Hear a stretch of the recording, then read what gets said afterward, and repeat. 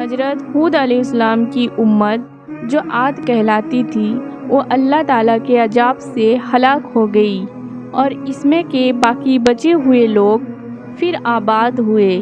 ان کی اولاد ہوتی گئی اور بڑھتی گئی۔ انہوں نے اپنا نام سمود رکھا۔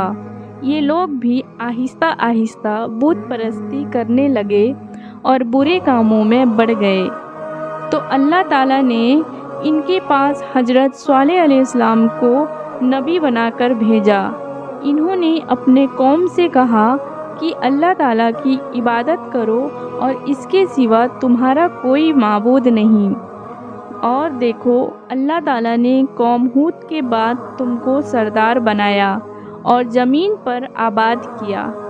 تم زمین میں بڑے بڑے محل بناتے ہو اور پہاڑوں کو کاٹ کاٹ کر اس پر بھی گھر تراشتے ہو۔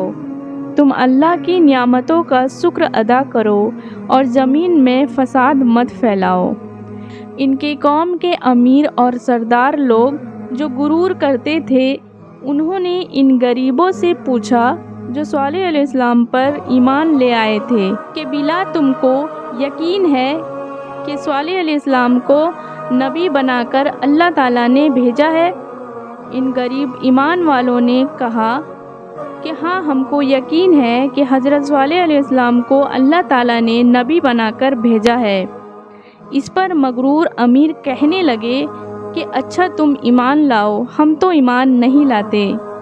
ان امیر لوگوں کو یہ تعجب ہوا کہ اگر اللہ تعالیٰ نے کسی کو نبی بنا کر بھیجتے تو ہم امیروں میں سے کسی کو نبی بنا کر بھیجتے۔ حضرت صالح علیہ السلام بار بار اللہ تعالیٰ کا پیغام ان کو پہنچاتے رہے، مگر کوئی ان کی نہ سنتا، بلکہ الٹا مذاق اڑاتے۔ بلکہ آخر میں ان لوگوں نے یہ فیصلہ کر لیا کہ حضرت صالح علیہ السلام کو کہا جائے کہ اگر سچے نبی ہو تو ان پہاڑوں میں سے اونٹنی پیدا کرو، ہم آپ پر ایمان لے آئیں گے اور جانیں گے کہ آپ سچے نبی ہیں۔ حضرت صالح علیہ السلام نے اللہ تعالیٰ سے دعا کی، اور اللہ تعالیٰ تو سب کچھ کر سکتے ہیں۔ اللہ تعالیٰ نے حضرت صالح علیہ السلام کی دعا قبول کر لی اور پہاڑی سے اونٹنی کو پیدا کر دیا۔ لیکن ان کی قوم یہ سچائی دیکھنے کے بعد بھی ایمان نہ لائے۔ یہ اللہ تعالیٰ کی اونٹنی ایسی تھی کہ جس چشمے پر پانی پیتی تھی سب پانی ختم کر دیتی تھی۔ اب تو ان کی قوم کے لوگ اور بھی پریشان ہوئے۔ حضرت صالح علیہ السلام نے اپنے قوم سے کہا کہ دیکھو، اس اونٹنی کے لیے باری مقرر کر لو۔ ایک روز تمہارے جانور چشمے سے پانی پیے اور ایک روز یہ اونٹنی پیے، لیکن دیکھو، اس کو بری نیت سے ہاتھ نہ لگانا، یعنی اس کو تکلیف نہ پہنچانا، ورنہ تمہارے حق میں اچھا نہ ہوگا۔ کچھ روز تک تو وہ اونٹنی کو حیرت سے دیکھتے رہے۔ آخر ان کی قوم کے چند لوگوں نے مشورہ کر کے اونٹنی کو مار ڈالا۔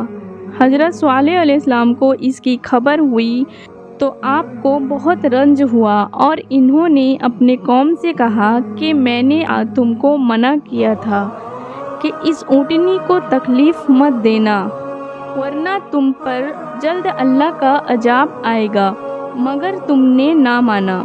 اب تم لوگ اپنے گھروں میں اور 3 روز مزے کر لو، اس کے بعد اللہ کا عذاب آئے گا جو تم کو ختم کر دے گا۔ چنانچہ ایسا ہی ہوا۔ اللہ تعالیٰ نے حضرت صالح علیہ السلام اور ان لوگوں کو بچا لیا جو ایمان لے آئے تھے، لیکن جو لوگ ایمان نہیں لائے تھے، ایک بڑی دہشتناک اور خوفناک آواز پیدا ہوئی جس سے وہ اپنے گھروں میں اوندھے پڑے رہے اور مر گئے۔ ایسا معلوم ہوتا تھا کہ کبھی یہ یہاں رہتے ہی نہ تھے۔ جو لوگ خدا کے حکم پر نہیں چلتے اور پیغمبروں کا کہنا نہیں مانتے، ان کا یہی حال ہوتا ہے۔ اللہ پاک ہم سب کو اپنے عذاب سے بچائے اور اپنی اور اپنے رسول پاک کی اطاعت نصیب کرے۔ آمین۔